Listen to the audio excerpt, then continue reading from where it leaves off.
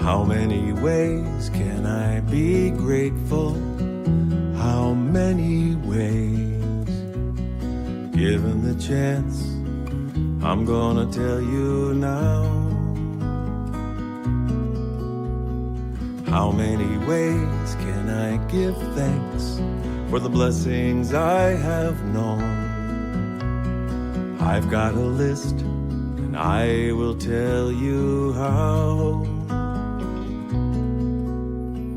Grateful for each breath awake, grateful for each step I take, grateful that I'm here to play my part. Grateful for the morning sun, grateful when the day is done, grateful that I have you in my heart.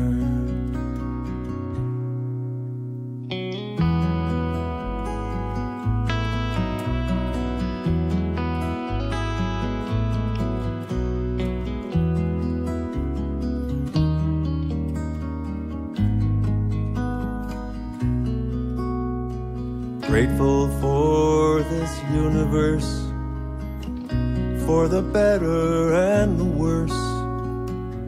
Grateful that this world keeps spinning round. Grateful for my memories, grateful for my hopes and dreams, grateful for the blessings I have found.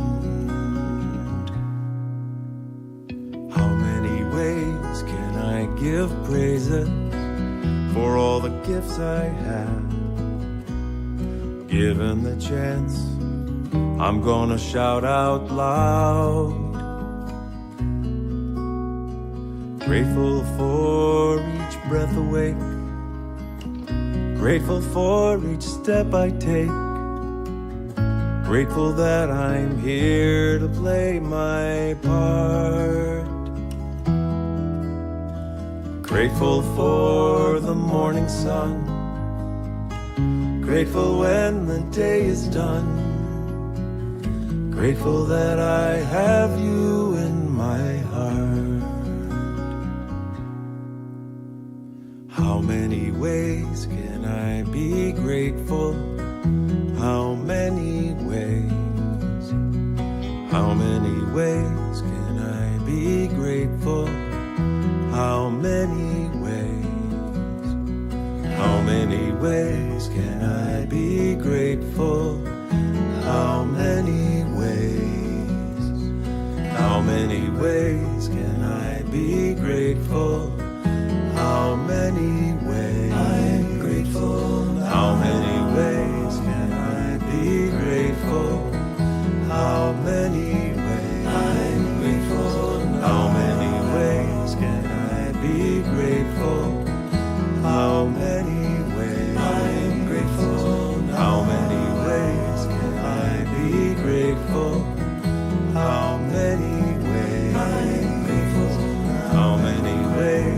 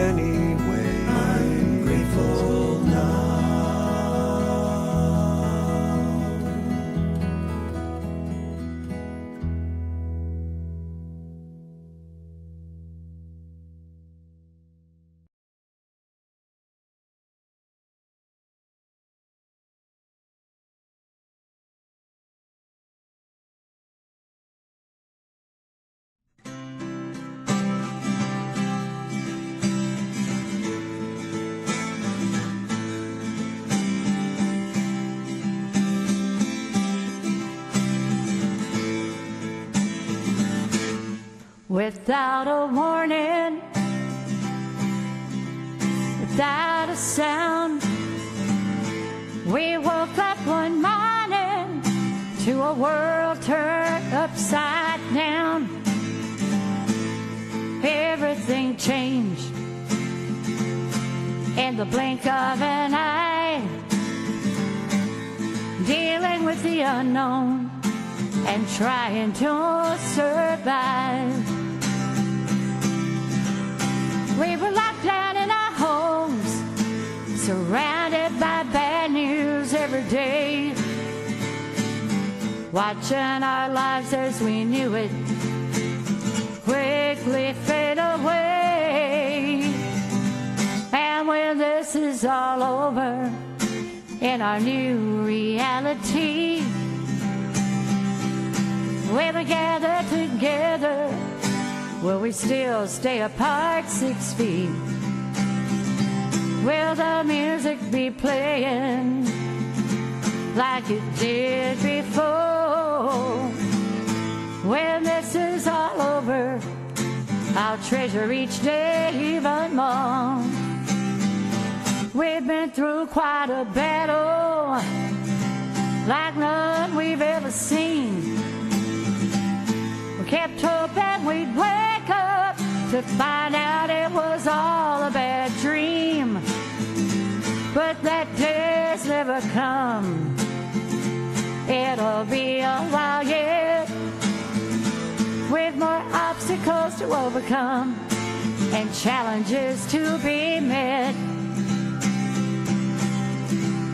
We were locked down in our homes, surrounded by bad news every day, watching our lives as we knew it quickly fade away. And when this is all over, in our new reality, when we gather together, will we still stay apart 6 feet? Will the music be playing like it did before?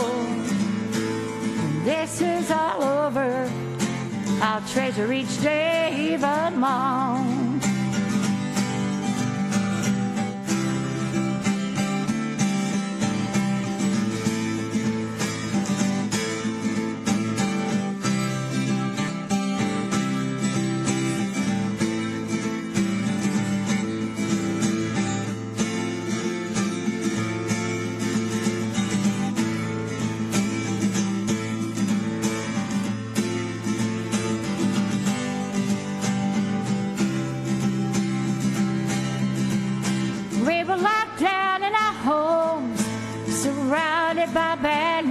Every day,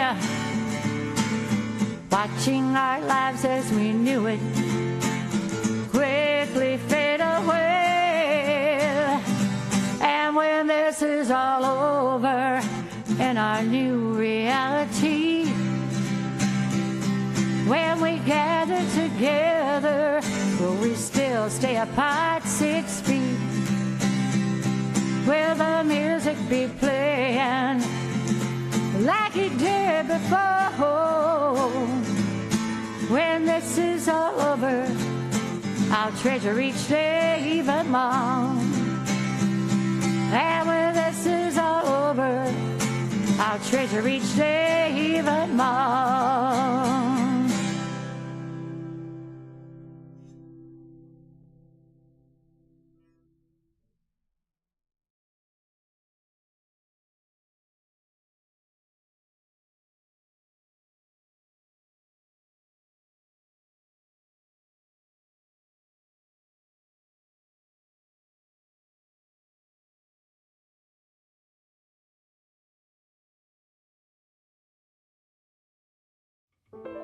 Water me, I'm undone. Unclean lips and a warrior tongue. When I'm with you, silence best becomes me. But love and flames and I'm constrained. If my eyes could see the fire that consumes me, to embrace this love and what it does to me, I need to know the unapproachable. I need to hide in arms unconditional, lose my life, find the peace in letting go. I wanna be undone.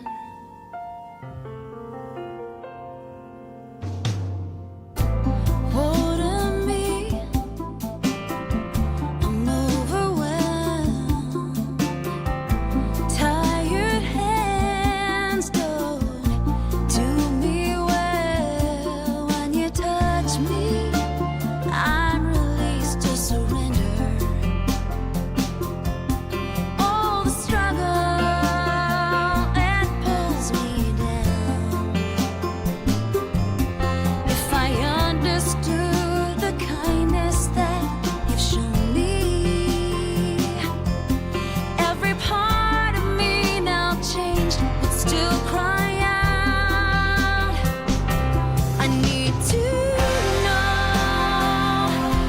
the unapproachable. I need to hide in arms unconditional, lose my life, find the peace in letting go. I wanna be undone. I wanna be undone.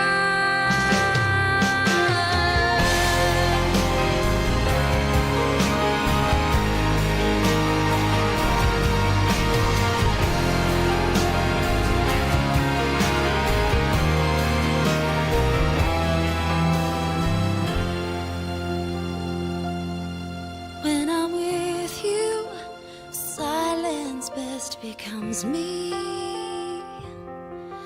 Then love inflames and I'm constrained to speak.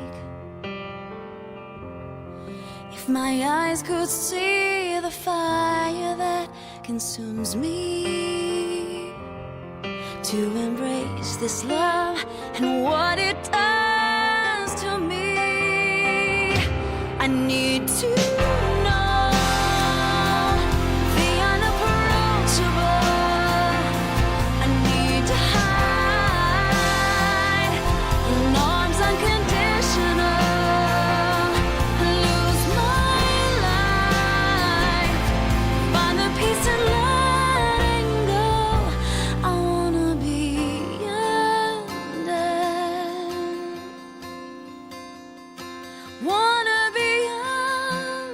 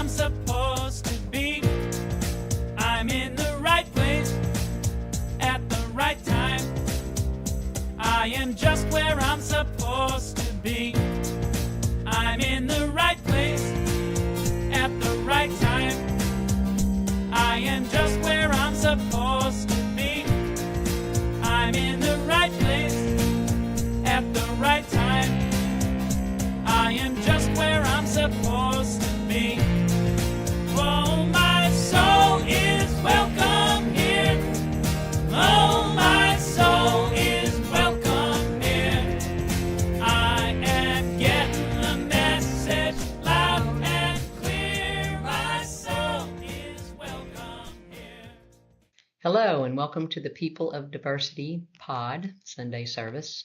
We're a multi-faith community, and we believe there are many paths to one divinity. So if you would like to learn more about the pod, go to www.podpeopleofdiversity.org, and there's information about who we are, what we stand for, what we believe in. So check it out. And there'll be announcements after the message, so hang out and hear some cool stuff. The topic presently is creation. Last week we heard from our Muslim representative, Naran Sykes.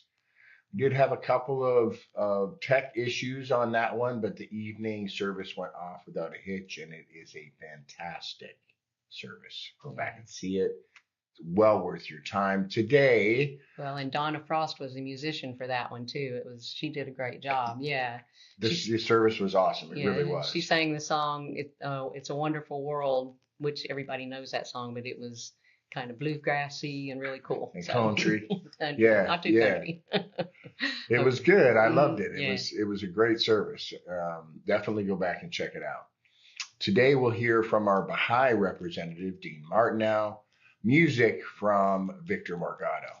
Kind of cool that Dean's way down south and Victor's way I didn't even think about that. Yeah. I'm kind of meeting in the middle with their stuff. That's kind of cool. It is cool. Next week we hear from Becky's childhood buddy, Reverend Dr. Leslie Rust, with our Christian perspective on creation, and music from Neil McNaughton.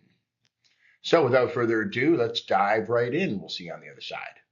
Hi there. My name is Victor Morgado. I'm a singer-songwriter out of Niagara region in Canada. I live in the town of Beansville, about a half an hour from the world-famous Niagara Falls.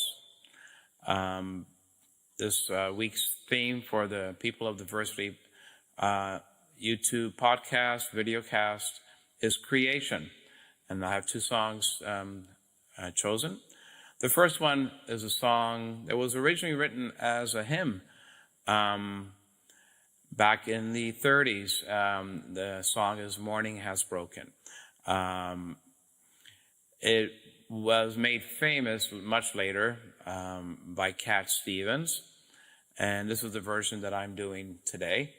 The song speaks of how every day is a new day, and it harkens back to God's creation and all the beautiful things around us, and how each day is a whole new day of creation. The words really allude to it eloquently and talk about God's masterpiece and his daily creation of a new day. I hope you enjoy this song. It's called Morning Has Broken.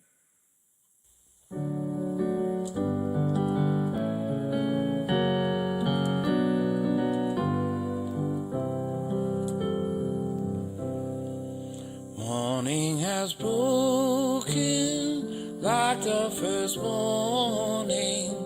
Blackbird has spoken like the first bird. Praise for the singing, praise for the morning, praise for the springing fresh from the womb.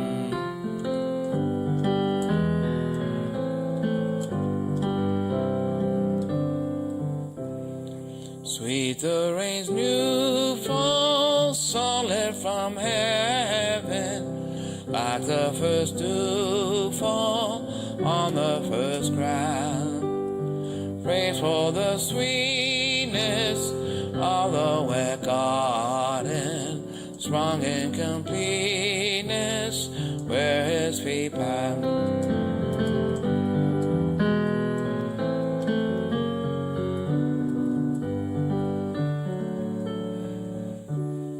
Mine is the sunlight, mine is the morning, born of the one light, Eden's soft play. Praise with elation, praise every morning, God's recreation of the new day.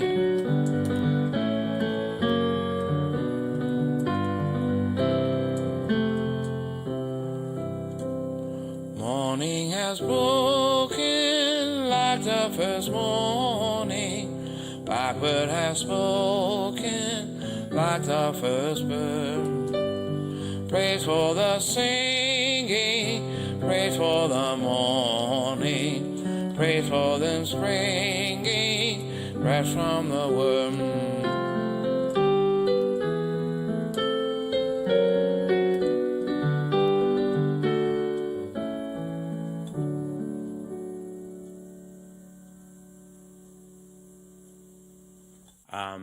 The second song that I've chosen this week on the theme of creation for the People of Diversity videocast podcast on YouTube is a song called "What a Wonderful World." I believe this song was released in the 60s. Louis Armstrong made it famous.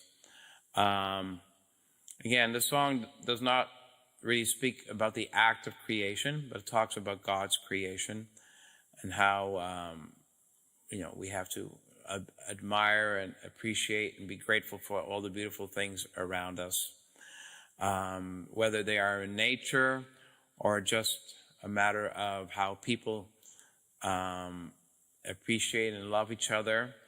It speaks of shaking hands, saying "I love you." Talks about the circle of life and babies cry and how this goes on forever and ever. And how God's creation is beautiful and that we should appreciate it in our daily lives and appreciate the beauty of it and be thankful for it. The song is "What a Wonderful World," made famous by Louis Armstrong.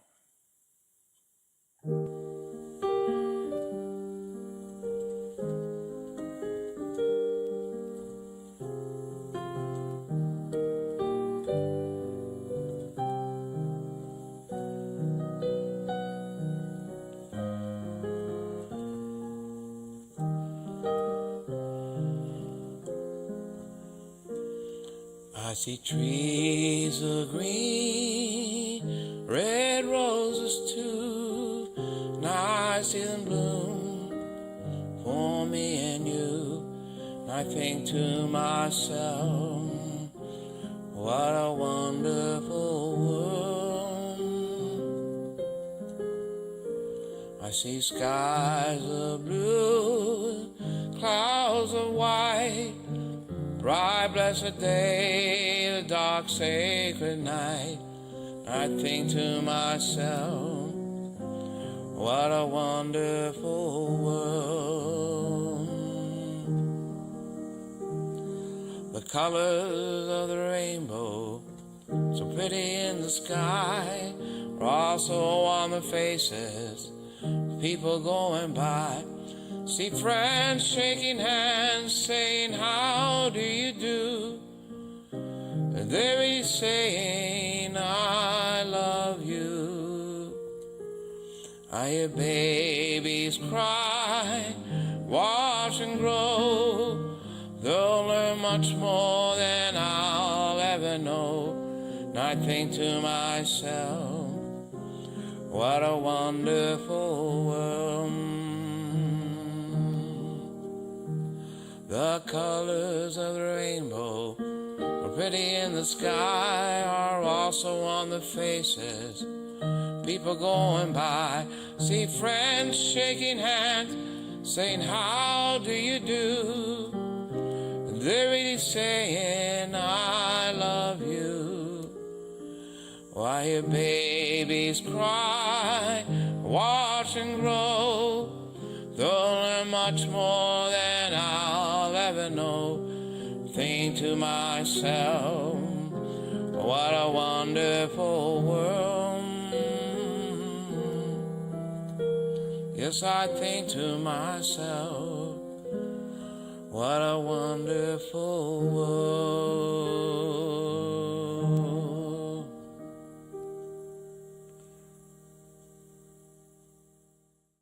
Hello, seekers after truth, wherever you may be. I'm Dean Martineau, speaking about the Baha'i faith and talking about creation from a Baha'i perspective. And I hope that I can offer you some ideas that will assist you in your investigation of reality. specifically determining whether Baha'u'llah is indeed who he claims to be, the manifestation of God for this day, the mouthpiece of God. And so with that in mind, I want to start out by doing something that will appear to begin with not to have much to do with the topic. I want to go back and look at a point in history and some people and have us think about them, kind of ponder their life for a minute. Because I used to live in the West Coast as opposed to the U.S., Northwest Coast. Now I live in Bolivia, South America, but I spent most of my life in the Northwest Coast of the U.S., so I want to take a point somewhere around there, and I want to take a point in time that's we don't think about very often. Let's go back 1,800 years. So let's talk about the people that lived around that part of the world, to the extent we know much about them. In the year 826, we probably don't know much about them. We don't have to. We can draw some inferences, though. If they're living in the West Coast there, they probably didn't go very far out into the ocean because they didn't have the technology to do it, and it would have been a long trip. It may be that the Cascades were a barrier for them. If that wasn't, I bet the Rockies were. In short, I don't think they had a lot of awareness of people very far away from themselves. It's like, they didn't know much what was going on in other parts of the continent, other continents, and that's part of consciousness. It's an increase in consciousness to know what's happening in the world and to have wider awareness and to be able to contribute to events in other parts of the world. They probably didn't do that. I'm not sure they missed that very much. I don't think that they sat around thinking, gosh, I sure wish I had more consciousness. I know I don't think that much, and I doubt that they did. I'm sure that their life for some was good, for some wasn't so good, but it was a life that wasn't very wide in scope. So we look now, and things are quite a bit different for people who live in that part of the world. They can learn a lot, maybe even too much, about what happens in other parts of the world. They can go to other parts of the world. And they're not at all limited, or not anywhere near as limited as they would have been. And my question is that I want you to ponder, and it does tie in here, is why? Why did this change?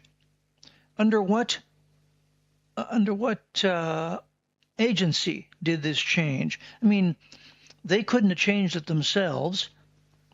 As I say, I don't think that they were consciously aware that it needed to change.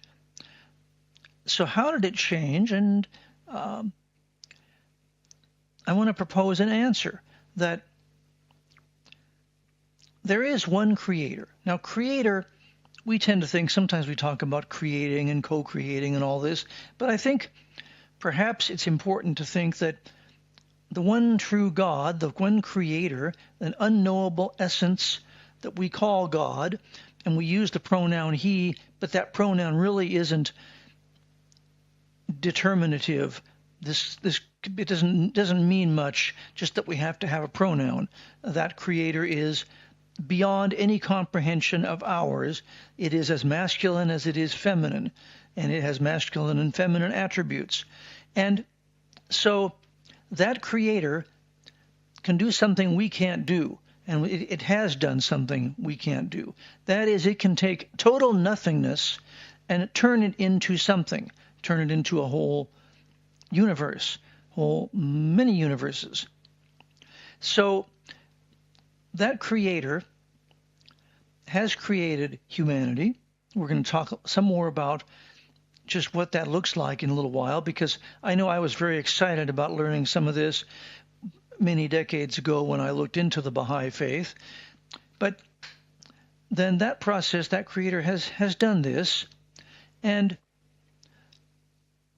it can create, he, she can create from utter nothingness a people, a race, a world, more worlds than we can imagine, have all been created from utter nothingness. So it's really interesting to know and to ponder, why did this unknowable essence, the one creator, create this whole system we have? And in a word, out of love, for love of his creation. Some of the statements expressing this are to be found in the little book called The Hidden Words of Baha'u'llah that I refer to frequently, that is available online and in print. So Baha'u'llah says, speaking with the voice of God, I love thy creation, wherefore I created thee.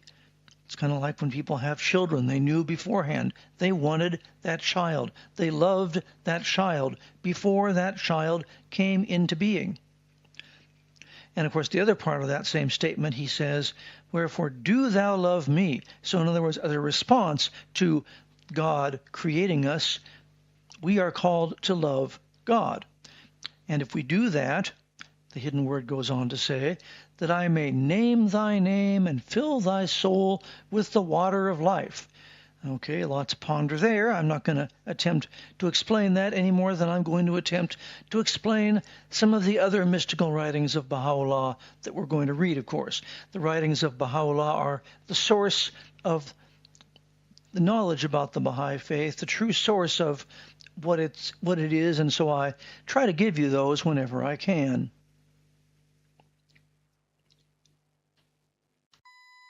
And of course, because God, the Creator, is an unknowable essence, we cannot know the Creator any more than any creation of ours can know us. We can't do it. It is not possible. It's a different state.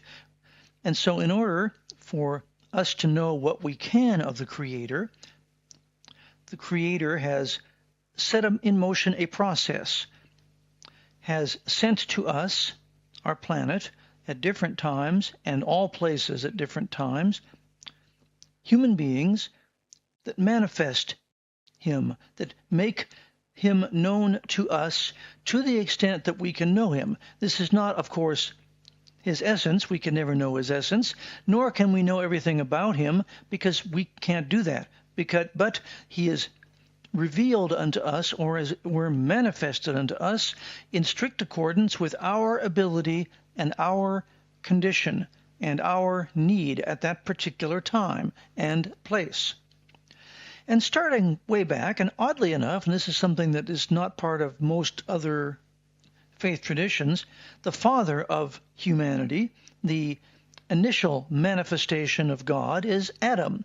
Now, we have a lot of funny ideas that have come up through different religions about Adam and Eve, and fanciful stories about apples and all this that don't have much to do with reality. The fact is that Adam was the first manifestation of God to realize, to whatever extent he could, that he had a soul and that he could make choices. And that is the beginning of humanity. That's the beginning of the modern era of humanity, the beginning of the cycle. Actually, we're not in that cycle anymore, and we'll talk about that in just a minute. So Adam set that process in motion. God set that process in motion through Adam, and during the intervening many thousands of years, all peoples on the planet received visitations from a manifestation of God in accordance to their need and capacity. Many of these, we've lost track of. All the native peoples have received visits from manifestations of God, but there's very little record of any of them. That's just the way things are. But in that process continued along, and in that process, the Creator was guiding humanity toward ever higher levels of knowledge, of consciousness, awareness, and achievement. That's why humanity didn't just stop at year 826, where for those people that I talked about, that they and all of us have continued to evolve since then. We, as well as the Baha'is, we acknowledge this process as part of our daily prayers. If we choose to, we can say other obligatory prayers, but the one that most of us say, the short one, says, I bear witness, O my God, that thou hast created me to know thee and to worship thee. I testify at this moment to my powerlessness and to thy might, to my poverty and to thy wealth. There is none other God but thee, the help in peril, the self-subsisting. And back on the topic of God's love for the creation, he explicitly states in the hidden words, veiled in my immemorial being and in the ancient eternity of my essence, I knew my love for thee. Therefore I created thee, and that's not all, have engraved on thee my image, and revealed to thee my beauty. So not only has God created creation with humanity as the pinnacle of it, he has engraved upon us his image and revealed to us his beauty. And this creative process started obviously many, many thousands of years before Adam got to Adam, and then gradually worked its way into times when we have a little bit of familiarity with it, and continued on. And it reached a pinnacle point in the 1800s. This point was prophesied about in sacred writings and sacred utterances of all the peoples in the past. We were all told that this creative process, this cycle that we were in, was going to end, and a new, much more exciting, much broader cycle was going to begin. And that time happened specifically in the year 1844, when the cycle of prophecy, as we refer to it in the Baha'i writings, ended, because all those other years between Adam and the Bab, that's the forerunner of Baha'u'llah, all those years were times of humanity's childhood, and really we acted like children. We still do, but less, but that's changing. But we acted like children at that time a lot, and we were very disconnected from each other. As I say, the people in the west coast of the U.S. didn't know much about anybody else, and that was pretty much true of everybody. Some people knew more than others about different parts of the planet, but really nobody knew too much. Only a few people knew this continent existed, or relatively few people knew about this continent existing, and they didn't know too much about other continents either. Gradually that situation started to change as the 1800s drew nigh, but still they didn't have a full awareness of it. When the 1800s and the year 1844 came along, the Bab, whose name is his name means the gate, who has a role similar in our modern era to what John the Baptist had during the time of Christ, with some important differences, told us that one was going to come soon that was far greater than him and was going to prepare humanity for a truly great day, a truly great time in human history. That one that the Bab told about was Baha'u'llah, the glory of God. That's what that means, the glory of God, the light of God. And that particular individual who spent his life after being exiled from Iran, what was then Persia, early in his life, spent the rest of his life in exile, 4 different exiles, various imprisonments, suffered immeasurably, unknowably much to make this possible, because this transformation had to be generated in a way that brought it into being. And he has brought this creation to a new stage in its being. Why is it, one might wonder, that all those centuries, ages and centuries, people proceeded along as they did, little changes here, little changes there, little bits of knowledge here, little bits of knowledge there, but nothing global and nothing really big. People rode beasts of burden, it's good if I can talk, and human-powered boats and human-powered vehicles for centuries, eons. And all of a sudden, with the coming of Baha'u'llah, the creation has taken on a new form. Nothing is the same as it was in 1844. In fact, you could argue that very little is the same as it was when many of us were born, in between the 50s and the beginning of the 2000s. Things have changed so fast, and things that are happening that we could never ponder, we'd never have thought of, would not have dreamed of in our lives, have come to pass. So as I mentioned before, we were previously, before 1844, living in the cycle of prophecy, very individual, very childlike in our behavior, and with very relatively little change happening throughout the centuries. We have now moved into what we refer to as the cycle of fulfillment. And what is kind of interesting about this, I think it's actually extremely interesting, is this cycle of fulfillment is going to last a long time, and we are told how long it's going to last.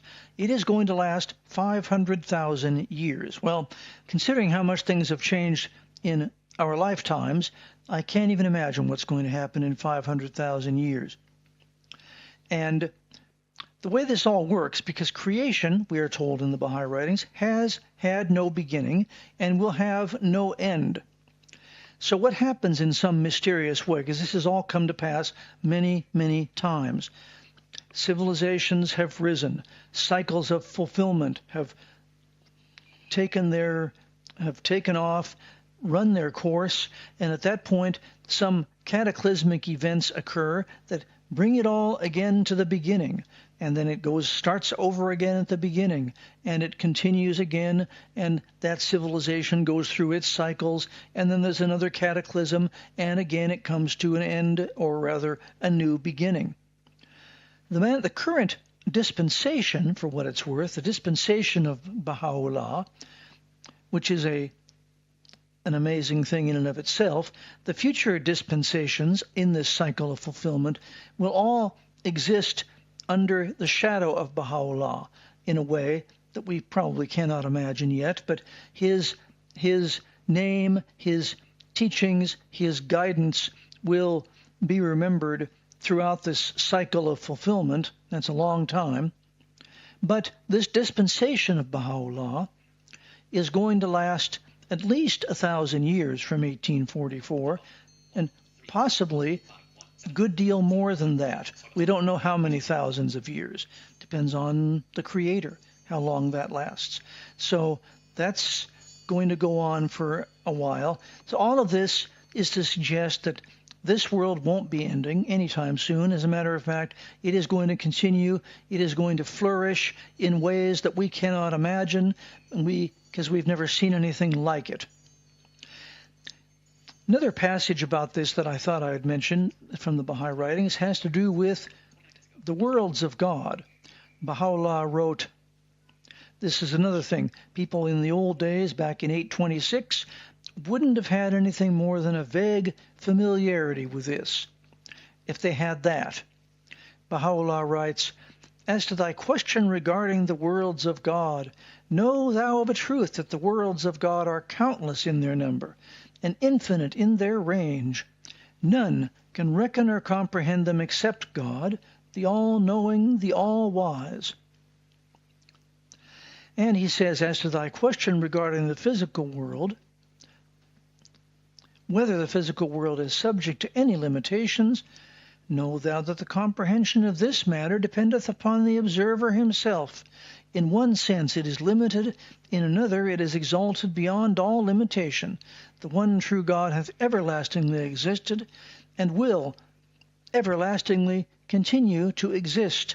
His creation likewise hath had no beginning, and will have no end. All that is created however, is preceded by a cause. This fact in itself establisheth beyond the shadow of a doubt the unity of the creation. And he goes on to end that passage because he answers a lot of questions about, what happened in the past and what went on in the past. He goes on to say, Please God, thou wilt turn thine eyes towards the most great revelation, and entirely disregard these conflicting tales and traditions. So our focus now needs to be this new dispensation, this new cycle, this new faith, and doing our best to follow the guidance given by Baha'u'llah, which anybody can follow, whether or not you choose to ally yourself as by name with the Baha'i faith, to work to bring this new civilization bit by bit within our capability into fruition. For while we are not creating this new civilization, because we aren't starting it from absolutely nothing, we are building it. And it's our privilege of all of us who are alive at this time to work to create, to build this new civilization so that we can have the time of flourishing and joy and prosperity that, as I say, we can't even imagine, but we certainly could use it, because right now it's not that way. So I hope this has given you some food for thought for your investigation of reality, and that you will contemplate it, investigate it, and continue on in that direction. And I look forward to being back with you in a couple months for our next series of topics. So thank you very much for watching, and have a good rest of your day.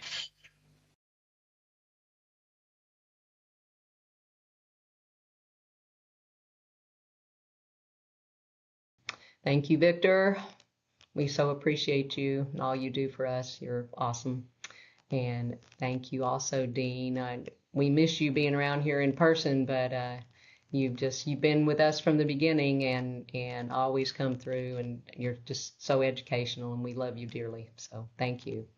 Philip Lupo and the PL Theatrical Tech team, you guys are, not to misuse a word, but you're saviors, aren't they? Last week was just a mess, and it wasn't anybody's fault that anybody could have done anything about. It was unfixable. It was unfixable, right? But they ended up getting our service out for the 5:45 show, 5:45 p.m. show, and it was good. And we really appreciate, most weeks go pretty smoothly, but even when they don't, you guys come through.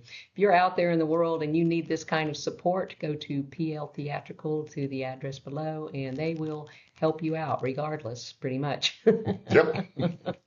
We have past services are available on the Facebook group, the Facebook page, and we are also on YouTube at the People of Diversity YouTube channel. So if you want to see just the past couple of services, you can go to the Facebook group or page and see them, but they get rid of them after 30 days. Yes. And but the YouTube channel has them all sorted out nicely by topic or by faith, and you can go and watch those or watch the last one, whatever you want to do. But if you're going to use the playlist function, don't do that on your phone. It doesn't work that well. If you have an iPad or higher, then it works great. That was nice. If you do it on your phone, it sucks. Yeah. It's horrible. It is. It's just a mess. Okay. All right. Well, our second broadcast is on Sunday evening at 5:45, and that is only on Facebook. It's the rebroadcast of the morning service. Okay. People of Diversity has a newsletter. Becky creates it every Tuesday night, and it magically appears in your inbox on Wednesday, but only if she has your email. So if you go to newwaypod@gmail.com and say hi to Becky, she will put your name on the list, and you will get a newsletter. It keeps you informed of everything that's going on, gives you a synopsis of the last service, gives you a tag to the next service, gives you all the way at the bottom access to an understanding of Pod Plus, a membership program that lets us budget our costs by creating monthly donations, tithes, offerings, whatever your word is, that we can depend on to create a budget around and have less anxiety in our life. And it's good to have less anxiety anywhere in our lives. That's all I know. Okay. We do live events on the first and the last Mondays of every month at the Unitarian Universalist Friendship Fellowship in Rockledge, Florida. They are from 7 to 9 p.m. on those Monday evenings. Our next live event will be August 31st, and our Native American speaker, Will Davis, is going to teach us about and help us make authentic Native American medicine bags. It's going to be really cool, made out of leather, and he will explain the significance of those. So all the materials are going to be provided, and there's a $10 suggested love offering for those. So if you'd like to do that, come on out and join us. It's going to be fun, and Will's a great teacher. It'll be good. So, and he's fun to just hang out with. Oh, he I've is, been doing yeah. it for 30 years. He's amazing. He knows a lot. So that's our next one. If you or your business would like to sponsor one of our live events, it costs us $50 to use the room at the Unitarian Universalist Friendship Fellowship. So if you would like to sponsor one of those live events, it's $50. Just let me know, newwaypod@gmail.com. And if you attend the event, you can say hi and say, I sponsored this, my business is this and that, and I do whatever, or you can remain anonymous. So, let us know about that. Okay. We're blessing the world's religions. Our list, the one we picked, has 41 religions on it. We are on our, 10th, maybe 11th at I this think point? more than that. I'm not sure, yeah. Chandoism. Did I say that right? You said it right. Cool. Chandoism. 20th century Korean religious movement. There are roughly 3.5 million followers, mostly in South Korea. Chandoists believe that nothing is created by a supernatural God, but that all living and non-living things are created by a God nature present within it. Can I throw Yes. something in there? The thing about Chandoism is they don't think that there's a God that creates anything, but there's something inside of us, and the word they used was generates, which is different. It generates. They're all generated by a God nature inside of us. I just thought that was really So cool. everything is created by the God nature within us? Within it, yeah. Everything has a nature. A rock has the God nature within it that created it. Oh. Isn't that cool? Yeah, I thought So it we're was not very creating, everybody is creating. Everything is creating, yeah. Wow, that is kind of From beautiful. the inside. Yeah, that's kind of beautiful. Yeah, it's really cool. So, I'm sorry, go ahead. No. that was good, yummy stuff. Let's bless the Chandoists, Yes. and hold them in our hearts and say these words together.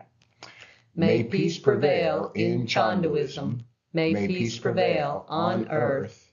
May peace prevail in me. Thank you. All right. Tithes and donations can be made at www.peopleofdiversity.org. You can make a one-time donation. We will appreciate that immensely, or you can join Pod Plus, and we'll even appreciate that more. So, I'm not lying. Go there and help support the pod. Help us keep this mission moving. We end all of our service with a energetic healing circle. So bring to your thoughts any person, place, thing, situation, whatever that needs healing. And listen to this last song and send our energy around, connect with everybody that's watching now or watching later, and move our energy together and open up and get some healing energy on yourself. And we'll see you next time. Thank you. Have a great week. Bye. One power, one power, one power.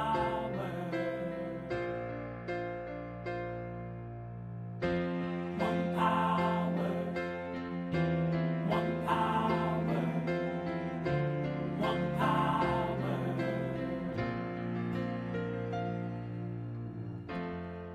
one power, invisible, and you see it everywhere and every day. One power, indescribable, and you speak of it with every word you say. Mysterious until you know the truth, as simple as the love inside of you. Call it God, call it Spirit, call it Jesus, call it Lord, call it Buddha, Baha'u'llah, angels' wings or heaven's door. But whatever name you give it, it's all one power, can't you see? It's the power of